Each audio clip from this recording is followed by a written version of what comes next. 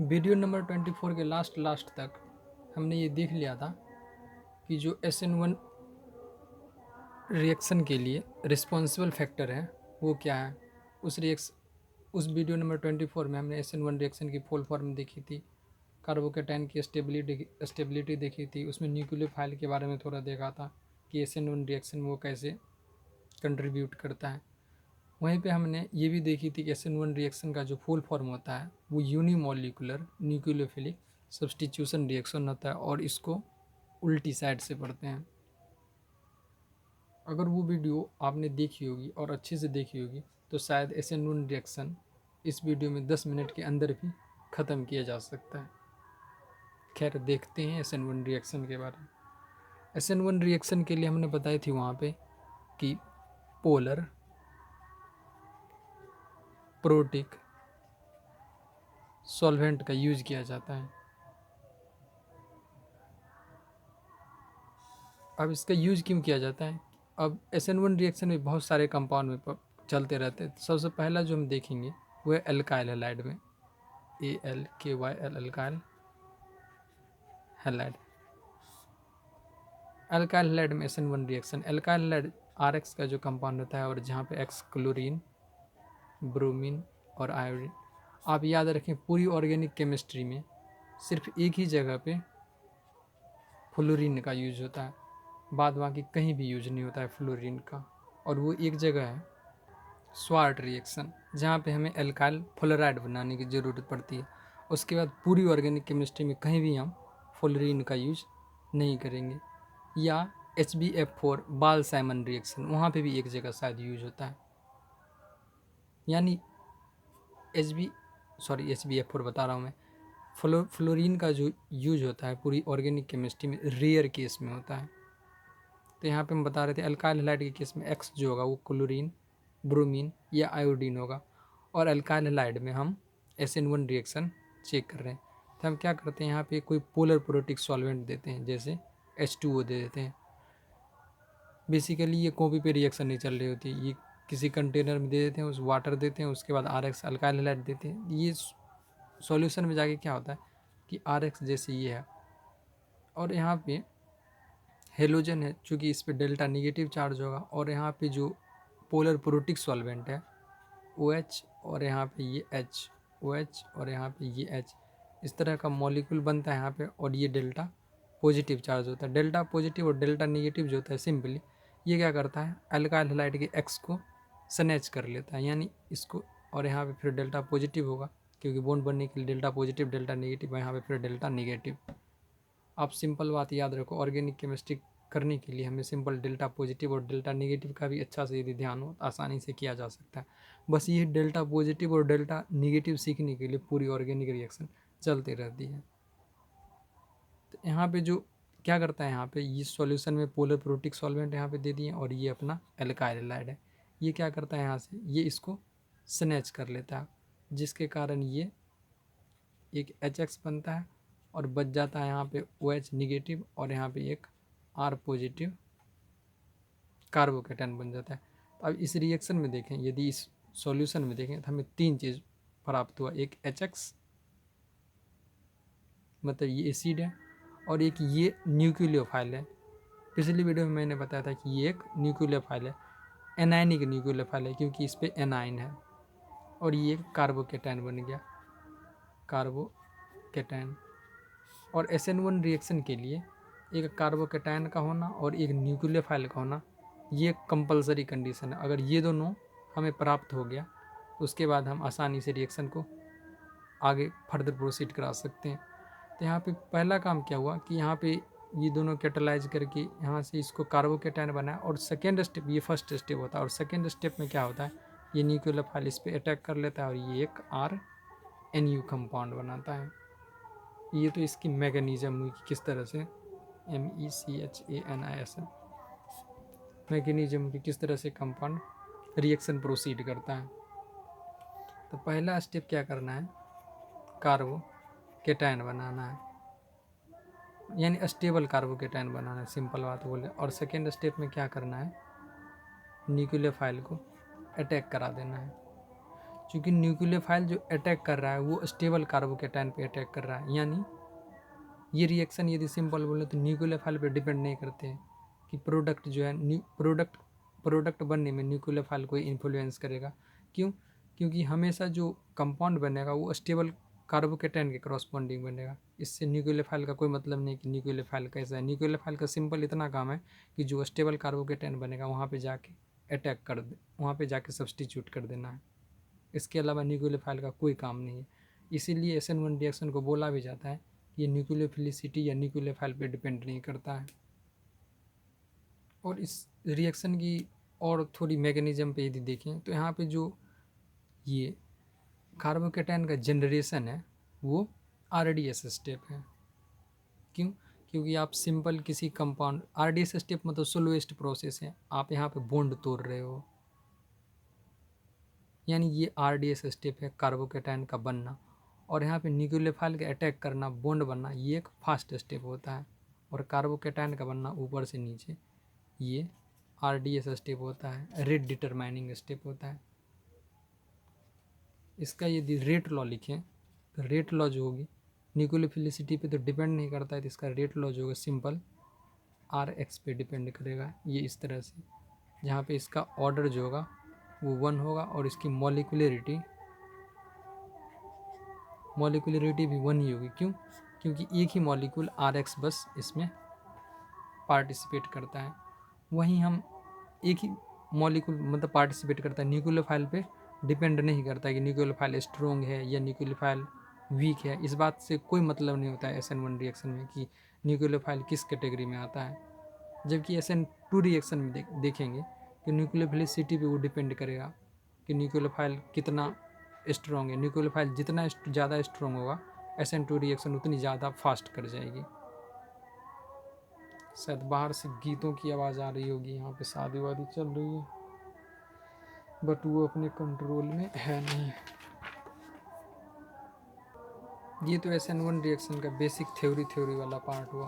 और कुछ जो इसमें थ्योरी है जो ध्यान रखना है कार्बोकेटायन बनाते समय या SN1 रिएक्शन प्रोसीड कराते समय, कि पाई बॉन्ड पे पॉजिटिव चार्ज कभी नहीं बनाना है। यहीं पे नहीं, पूरी ऑर्गेनिक केमिस्ट्री में ये पाई बॉन्ड पे इस तरह से पॉजिटिव चार्ज कभी नहीं बनाना है।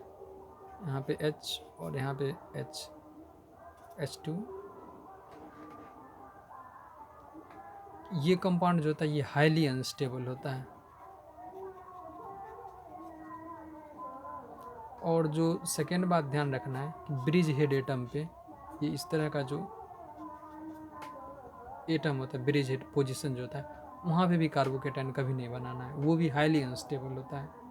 यानी कभी ये इस तरह से है और यहाँ पे ये CH2 है, सॉरी यहाँ पे Cl है, और यहाँ पे अपन दे दें कोई पोलर प्रोटिक सॉल्वेंट H2O दे दें, या सॉरी एक्वस EgNO3 दे दें, और इसमें पूछेंगे कि SN1 रिएक्शन प्रोसीड करेगा? नहीं करेगा। क्यों? क्योंकि यदि प्रोसीड करता इसका जो फर्दर स्टेप में जो इंटरमीडिएट बनता कार्बोकेटायन कुछ इस तरह का बनता। और ये हमें पता है ये रिएक्शन जो है, सॉरी ये इंटरमीडिएट ये कार्बोकेटायन पॉसिबल ही नहीं है। क्यों? क्योंकि हाईली अनस्टेबल है। तो इसीलिए इसका जो स्पेशल नाम है उसको विनाइल कार्बोकेटायन भी बोलते हैं। तो SN1 के बारे में बोला भी जाता है कि विनाइल कार्बोकेट, ये विनाइल हैलाइड और एराइल हैलाइड जो होते हैं वो कभी SN1 और SN2 रिएक्शन नहीं देते हैं। खैर SN1 रिएक्शन की यहाँ पे बात हो रही है। SN1 रिएक्शन तो यहाँ पे आसानी से समझा जा सकता है कि क्यों नहीं देता हो। क्यों? क्योंकि मैंने रीज़न बताया यहाँ पे ये दोनों हाईली अनस्टेबल होते हैं। सिमिलरली यहाँ पे विनाइल के बारे में, एराइल के बारे में देखें, ये भी पाई बॉन्ड पे पॉजिटिव चार्ज है, ये भी हाईली अनस्टेबल कंपाउंड है, ये भी कभी कार्बोकेटायन नहीं बन सकता है। ये सब बातें हमें बेसिक बातें पूरी ऑर्गेनिक केमिस्ट्री में हमें ध्यान रखनी चाहिए कि इस तरह का कार्बोकेटायन कभी बनाना ही नहीं है। लिविंग ग्रुप के लिए भी ध्यान रखें, लिविंग ग्रुप के लिए भी बड़ी वाली जो हेलोजन होती है जैसे आयोडीन, इसकी लिविंग ग्रुप कैपेसिटी ज़्यादा होती है। क्लोरीन, फ्लोरीन, ब्रोमीन, आयोडीन, ये सबसे ज़्यादा लिविंग ग्रुप इसकी होती है। उसके बाद ब्रोमीन की होती है, उसके बाद क्लोरीन की होती है। ये भी हमें याद रखनी चाहिए। यानी किसी कंपाउंड से आयोडीन जुड़ा हो और सिमिलर कंपाउंड से ब्रोमीन जुड़ा हो और उसी सिमिलर कंपाउंड से, उसी तरह के कंपाउंड से यदि क्लोरीन जुड़ा हो, तो आयोडीन वाले की जो रेट होगी, कार्बोकेटायन बनने की जो रेट होगी, वो ज़्यादा स्पीड में होगी। तो इसीलिए ये रिएक्शन काफ़ी ज़्यादा फास्ट कर जाएगी। ये सारी बातें हम इसीलिए बता रहे हैं ताकि एग्जाम्पल करेंगे तो रिएक्शन में इसको अप्लाई किया जा सके। तो अब शायद हम SN1 रिएक्शन के एग्जाम्पल करने लायक हो चुके हैं। अब मैं बार बार वहाँ पे, जैसे यहाँ पे भी एक्वस AgNO3 ले रहे थे, तो एक्चुअली Ag कंपाउंड का यदि एक Ag या डाइल्यूट AgNO3 या और इसी को लिखें तो एक्वस AgNO3, इसकी कुछ प्रॉपर्टी हम देखें।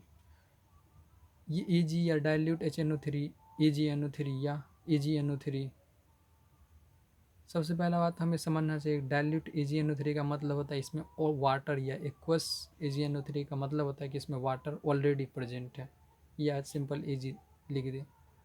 तो जब भी यदि अल्काइल हैलाइड दिखे, जैसे अल्काइल हैलाइड दिखे और रिएजेंट जो दिखे Ag कंपाउंड का दिखे, तो Ag कंपाउंड जो होता है इस X को स्नैच कर लेता है, यानी यहाँ से तोड़ लेगा और यहाँ से एक कार्बोकेटायन जनरेट करता है, जो कि SN1 रिएक्शन के लिए हमें ज़रूरत पड़ेगा।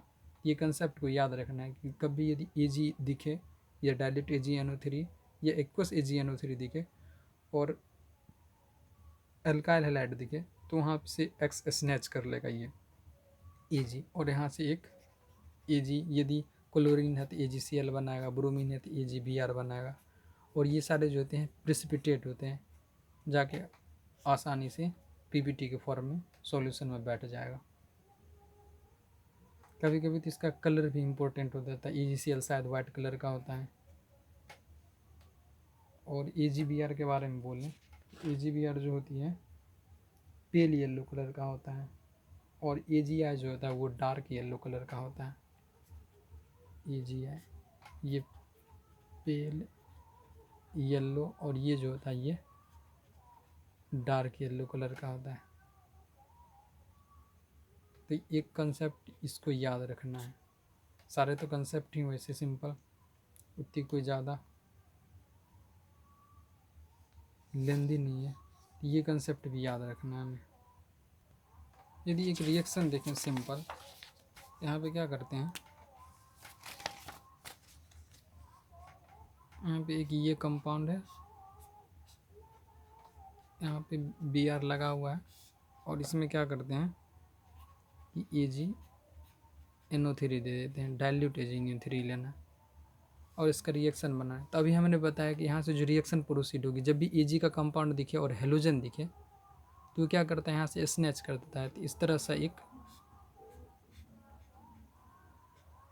कार्बोकेटायन बनाएगा पॉजिटिव चार्ज लेके, जबकि हमें ये पता है ये जो है हाईली अनस्टेबल कंपाउंड है। अब हमें कैसे पता चल रहा है कि हाईली अनस्टेबल कंपाउंड है, तो यहाँ से हमें पता चल रहा है ये जो है ये एक एंटी एरोमेटिक कंपाउंड है। कैसे? क्योंकि ये थकल्स रूल या हकल्स रूल जो भी बोलते हैं उसको फॉलो नहीं कर रहा है। 4n+2 इलेक्ट्रॉन का जो कंसेप्ट होता है उसको फॉलो नहीं कर रहा है, क्योंकि इसमें 4 पाई इलेक्ट्रॉन ही है। यहाँ से हम पता लगा सकते हैं ये रिएक्शन प्रोसीड ही नहीं करेगा। तब SN1 रिएक्शन के कुछ, अब लगभग SN1 रिएक्शन के बारे में वीडियो नंबर 24 और शायद ये वीडियो नंबर 25 हो, अब तक जितने भी बताए गए हैं इन सारे कंसेप्ट का यूज करके SN1 रिएक्शन को मतलब पूरा किया जा सकता है। थोड़ी जो बच रही है वो स्टीरियो केमिस्ट्री वाली रिएक्शन बच रही है, ये स्टीरियो केमिस्ट्री के कंसेप्ट उसको भी आसानी से बता के पूरा किया जा सकता है। कार्बोकेटायन जब भी बनता है, जैसे ये कार्बोकेटायन बन गया और उसके बाद जब न्यूक्लियोफाइल अटैक करता है, तो जो स्टीरियो केमिस्ट्री जान रहे होंगे थोड़ा बहुत, इस पर अटैक करने की पॉसिबिलिटी जो होती है दो तरह से होती है, या तो ऊपर से भी अटैक कर सकता है या नीचे से भी अटैक कर सकता है।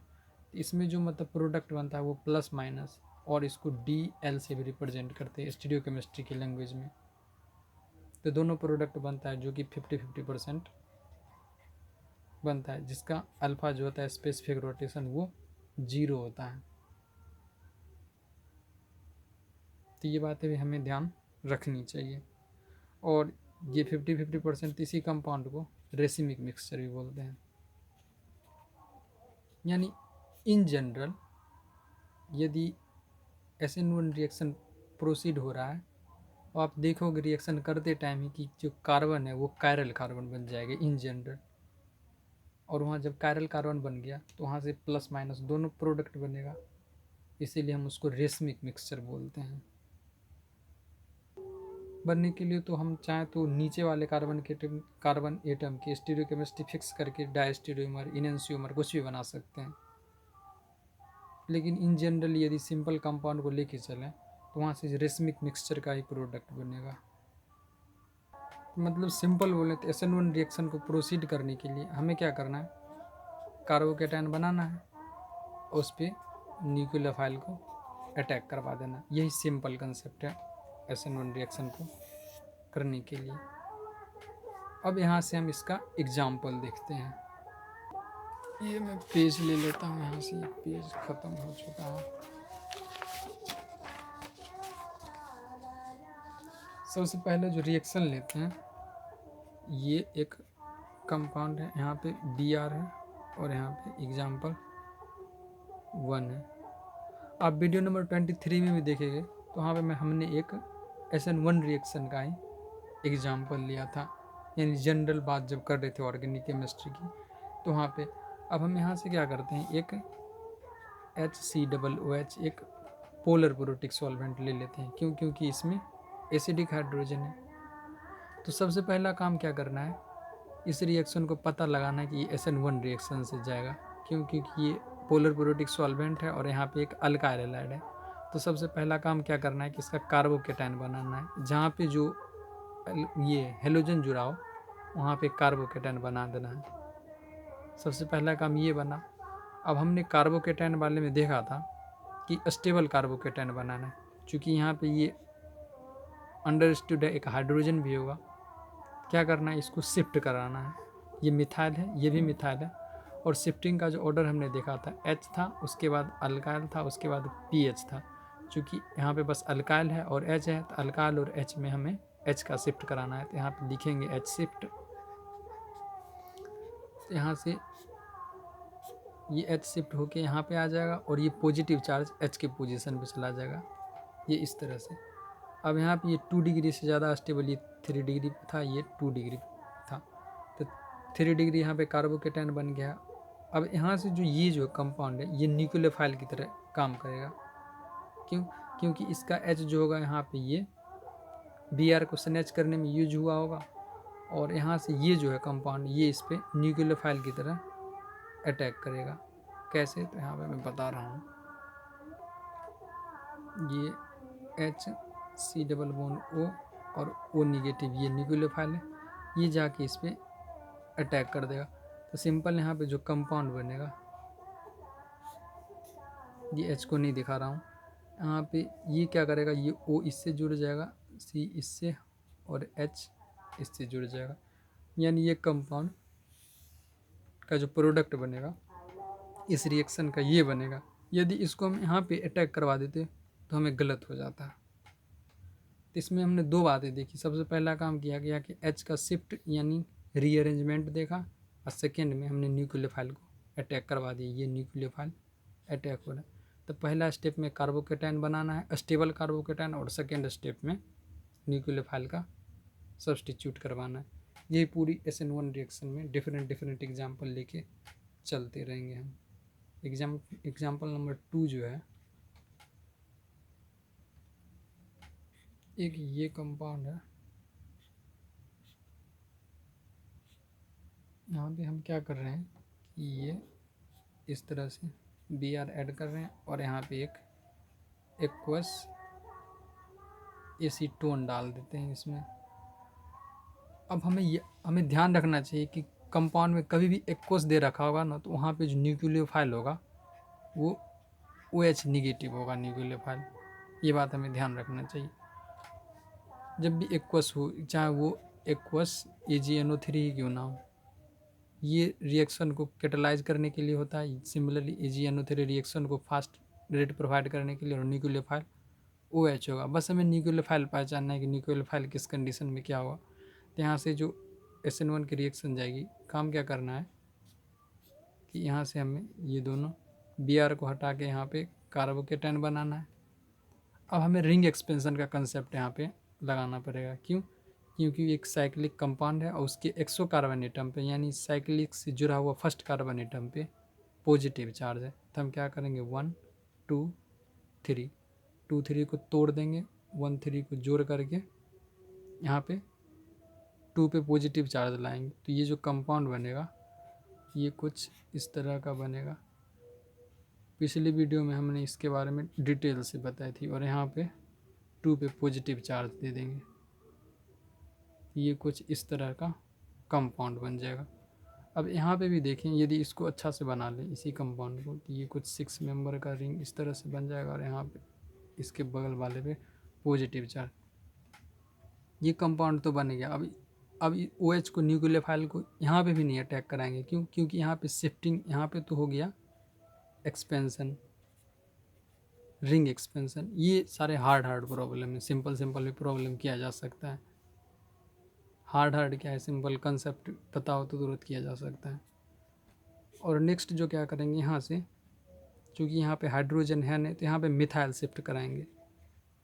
मिथाइल शिफ्ट, तो मिथाइल शिफ्ट करा के जो कंपाउंड बनेगा, क्योंकि ये जो कंपाउंड था यहाँ पे, ये कार्बोकेटाइन जो था यहाँ पे 2 डिग्री है, और यहाँ पे आने के बाद ये 3 डिग्री बनेगा। इसीलिए हमने इसको शिफ्ट करा के पॉजिटिव चार्ज यहाँ पे ले आया, और एक मिथाइल यहाँ पे आ गया। और उसके बाद क्या करेंगे, यहाँ पे न्यूक्लियोफाइल अटैक करवा देंगे। न्यूक्लियोफाइल अटैक करा के ये जो कंपाउंड बनेगा, यहाँ पे OH जुड़ जाएगा, यहाँ पे एक ये आ जाएगा, जो कि OH न्यूक्लियोफाइल का हमने यहाँ पे अटैक करवाया था। तो इस तरह से हम SN1 रिएक्शन को प्रोसीड कर सकते हैं। तो SN1 रिएक्शन के लिए काफ़ी आप डिफरेंट तरह की एग्जांपल करो, और उसके बाद क्वेश्चन प्रैक्टिस करो, आप SN1 रिएक्शन पे पूरी अच्छी से पकड़ हो जाएगी। सिंपल बात ये है कि जब हम भी पढ़ रहे थे शुरू में, तो हमें भी पता ही नहीं चलता था कि न्यूक्लियोफाइल कौन सा होगा। अब पता चला इथेनॉल दे दिया है, ETOH दे दिया, पता ही नहीं इसमें न्यूक्लियोफाइल क्या है। तो इसमें रिएक्शन आप करेंगे तो पता चलेगा कि ETO जो होता है यहाँ पे न्यूक्लियोफाइल होता है। क्योंकि ये एसिडिक जो होता है, यहाँ पे मैंने मैकेनिज्म में बताई थी, जब बता रहा था मैकेनिज्म कि जो एसिडिक हाइड्रोजन होता है वो रिएक्शन को कैटेलाइज करता है, और बाद बाकी जो बच जाते हैं वो न्यूक्लियोफाइल की तरह काम करता है। इसीलिए हम पोलर प्रोटिक सॉल्वेंट का SN1 में यूज करते हैं। अब प्रैक्टिस करो SN1 पे, SN1 की प्रॉब्लम को आसानी से कर सकते हो। SN1 रिएक्शन के लिए ये 2 वीडियो काफ़ी थी।